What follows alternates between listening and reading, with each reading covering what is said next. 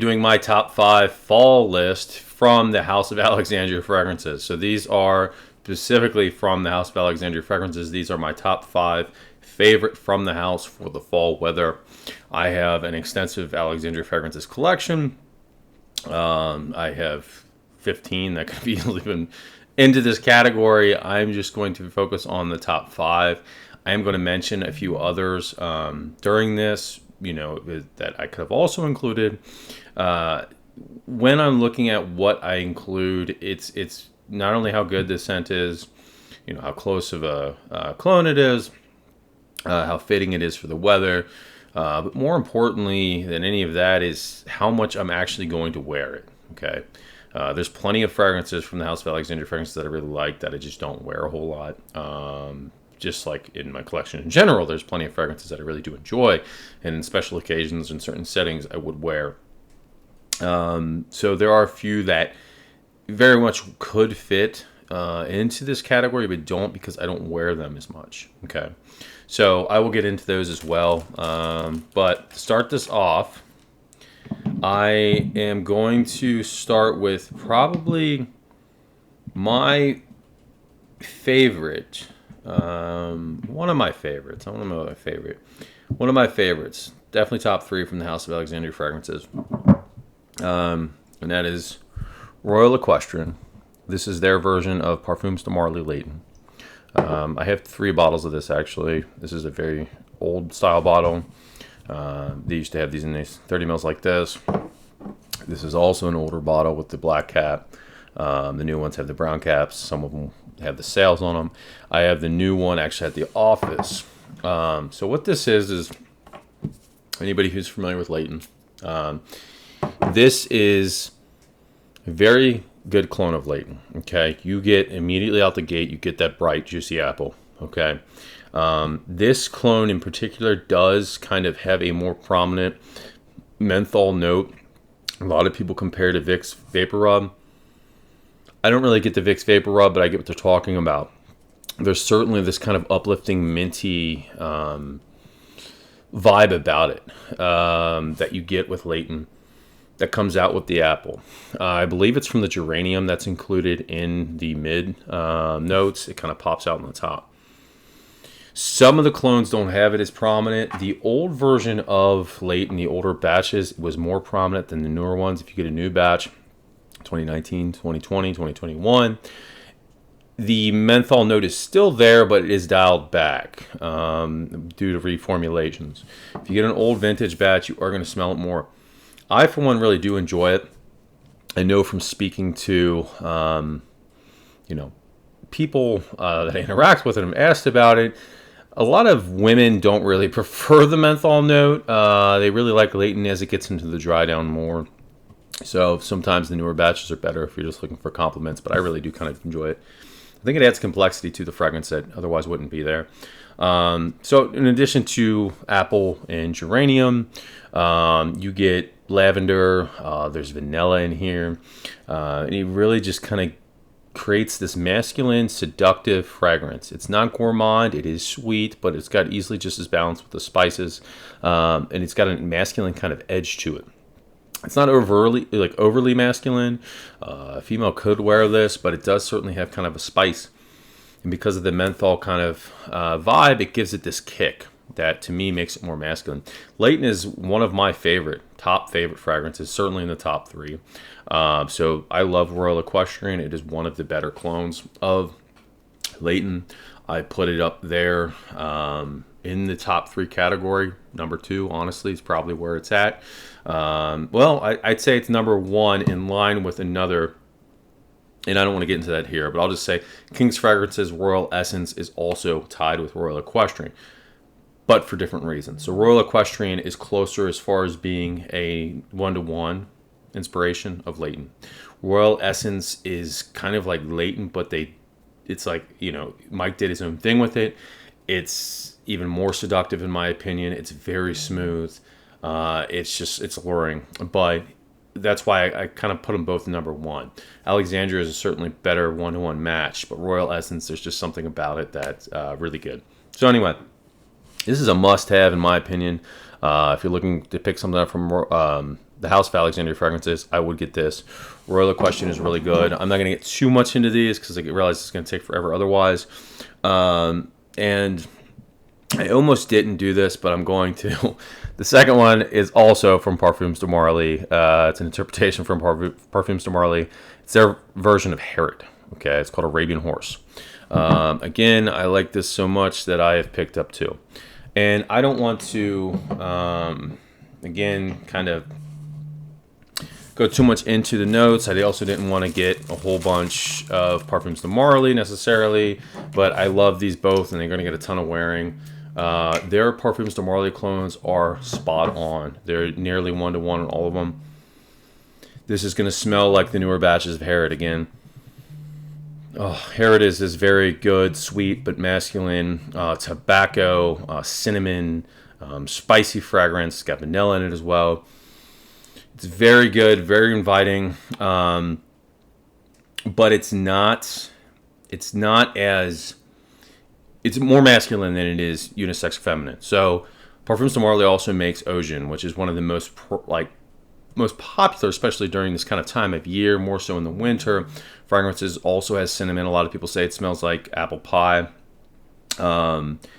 This, to me, the only problem with Ocean, in my opinion, is not as versatile because it does smell pretty much like apple pie. There's not a whole lot of times that I personally want to go around wearing fragrance that I smell like an apple pie.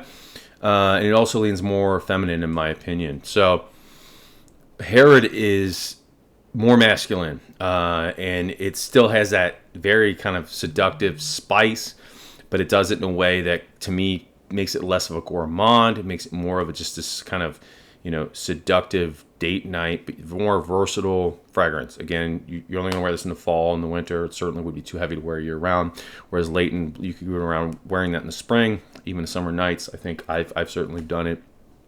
They're both really good. Promise that's the only ones from Parfums de Marly. But I do tell you, if you like Pegasus by Parfums de Marly, their Greek Horse is spot on as well. They do a heck of a job on those, okay? The next one is Brooklyn Fragrance Lover. This is their version of Angel Share by Killian. Those who haven't seen my video, I have done a full breakdown on this. It is, in my opinion, so this just the general scent profile. This is got cognac. It's got oak barrel. It's got this kind of just boozy cinnamon feel to it. It's got praline in it. This is very sweet, okay? But the reason I like Alexandria is better than all the other interpretations I've smelled, and even better than the real one itself, is the rum, the booze, the cognac is a lot more prominent in theirs. But it's not, don't think it's like something that potentially is off-putting like Bentley for Men or something like that. It is done so well, and it's smooth. It's not going to be something that's going to be off-putting to people. It's not that sort of, alcohol kind of vibe. It just takes Angel Share, which again I think leans more feminine. It's supposed to be unisex, but to me it's a feminine fragrance, more feminine. It makes it more masculine, okay? It is very well done. I had tried Dappers. I had tried Duas. I had tried, there's some other cologne houses I tried. I can't even think of them all right now. I believe I had Sammy's. Anyway, none of them came close to this. This is just done so well. Not to mention, it's really cool they kind of named this after, him passing and everything that happened with that. And it even says rest in peace in that. I know a lot of people were kind of just, obviously kind of shooken up when he passed away, and they named his channel in there, Brooklyn Fragrance Lover. I don't know. It's to me, that's reason enough to buy it, but the scent profile itself is very good. Next one I'm going to do is Leather Intense. So this is a brand new one. This is their interpretation. I've also done a video on this if you're interested, of Dior Homme Parfum. So this is obviously within the Dior line, but this has leather in it, okay? And the iris is still prominent, but I like Dior Homme Intense. Dior Homme, though, the line Intense to the iris can be, it's got this lipsticky iris. It smells kind of like makeup-y. And for that reason, it smells really appealing to me. But again, it kind of leads too feminine. This Dior Homme Intense, with the addition of the leather and the woods in the base, make it more wearable to me. It makes it more, again, lean on the masculine side of the spectrum. It's still very much unisex, though. So women, you absolutely could wear this. This is very much so kind of a dress-up fragrance. Even in the fall and winter, I would wear this if I had a suit on, or a nice dress shirt or something like that. I wear it to work for that reason. I'm always in a suit, but I would not wear this. It's not extremely versatile or anything like that. I wouldn't wear it in a t-shirt or anything like that. Whereas like Leighton or Harrods, you could certainly do that. All right. So that puts me at 3. This is really hard to narrow down, honestly. But like I said, based on what I am viewing it on, I'm going to go with California Blues, which is their interpretation of Jazz Club. And it's from the replica line. It's supposed to, again, remind you of that scenario, whatever it's named after. Replicate that kind of memory in your head of, what it is. And so this is supposed to remind you of a jazz club. And to do that, they added notes of, tobacco, rum, from what you would kind of be experiencing inside a jazz club. There's also vanilla and some sweetness to it. What you get with this, and why I chose this over their other Campfire Nights, which is Alexandria's version of By the Fireplace, it's not that I think this is inherently better. I love them both. I think By the Fireplace is a fantastic winter fragrance. It's good in the fall as well. This, to me, though, is much more versatile. It's much more wearable. By the Fireplace is something that is very inviting, but it is very limited to where I would actually wear that. This, though, however, is much more wearable. You get this sweet, kind of dark, mysterious, seductive fragrance that is very mass appealing. Like I said, it has a sweetness about it, but it's not overly sweetness. Certainly less sweet than, Brooklyn Fragrance Lover, their version of Angel Share. Certainly less sweet than Campfire Nights, again, By the Fireplace. So this I chose mainly over that because, again, to me, it's wearability and what I'm actually going to wear. And this you can wear going out with friends. You could wear going to a pumpkin patch, a haunted house, make it running errands. This is a very versatile fragrance that's great in the fall. Okay, so this last one is really hard to narrow down. But I think I'm going to go with this. Just because it's unique, and I do really much enjoy it. This is Arabian Horse. This is their version of Creed Spice and Wood. So with this, you get kind of what I would imagine a lumberjack to smell like, or a woodsman. It's clove is very prominent. It's a spicy, leathery, woody fragrance that is overly masculine. There's some citrus in the openings that kind of makes it bright. But this is like, to me, this is, going out in the winter to cut down a Christmas tree, or going on a hike, and when it's snowing out or something like that. This is that kind of fragrance. But it is very versatile as well. Again, it's going to cut through the cold weather. It's very inviting. It's very masculine. It's a very mature fragrance. So if you're somebody who's like, 20s, I don't necessarily wouldn't recommend this, but if you're in your 30s or older, I think it does a really good job. And again, it is an overly masculine fragrance. So those are my top 5, again, including wearability.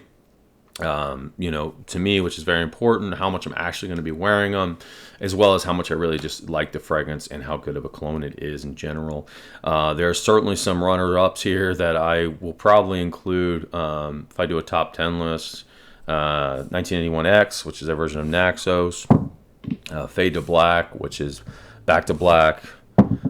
Paris Nights with Grand Tour. And No Apologies. These are all ones that I almost put in the list that they got beat out by other ones. But there are a ton. Alexandria's got amazing, winter fragrances. They do a heck of a job, and these all perform very well. Also. So anyway, yeah, that's my personal favorite top five. Again, there are a bunch of others could have included in here. It was really hard narrowing this down. I was going to do a top 10, but chose to do a top five just because I knew this was going to take a lot of time. So anyway, yeah, hopefully this helps some of you who are out there kind of thinking of potential things you want to get from the fall from the house. But like I said, these are all really good, all very versatile. The least versatile of the bunch would be Brooklyn Fragrance Lovers, but it's just so good I had to include it. And again, with that rum, to me, it makes it more wearable because it's not as overly sweet. Okay, so it's something I do wear more than I would the original or any other of the clones. So.